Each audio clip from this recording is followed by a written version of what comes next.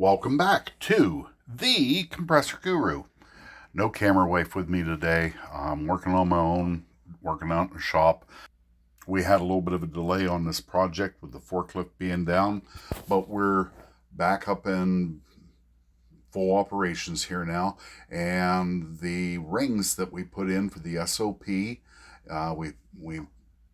put the rings into the cylinder and let them rest there for a while, and we have the results in for what size they are. With the low pressure ring, before we put them in, we measured them and they were 0.88 of an inch, so just 5 thousandths over 7/8 of an inch.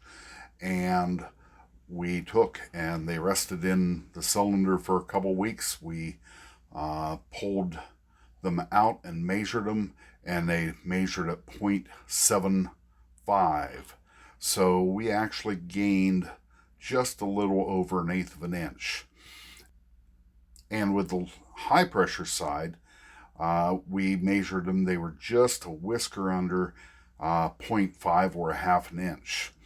When we pulled them out of the cylinders, they were 0.38, so 5 thousandths over 3/8 of an inch. So we gained about 1/8 of an inch on both the low pressure and the high pressure rings by letting them rest in the cylinder. Now you go 1/8 of an inch, that doesn't really seem like much, but my friends, let me tell you this. We put the high pressure piston in the cylinder, and literally 5 seconds it was in. We put it down, we slid it right in. If it took me 5 seconds, it would have surprised me. I should have set up a tripod and showed you how quickly it went in. Quite frankly, you would have thought I played it in fast forward. Less than 5 seconds, I literally pushed down on the piston, wiggled a little bit, and right in it went. The low pressure cylinder took just a little bit more.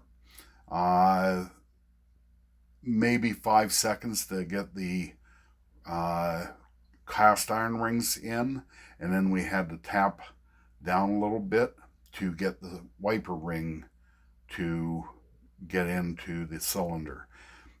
Total for both, grand total for both cylinders to load the pistons with the rings on the pistons in the cylinders, 30 seconds. Both cylinders, put them in 30 seconds. Guys, carved in stone, our new SOP is put the rings in the cylinder and let them rest for at least a few days, longer if possible, then put them on the piston, then load them in the cylinder. This went so good. Guys, after 40 some years, I'm adopting new practices because they work better.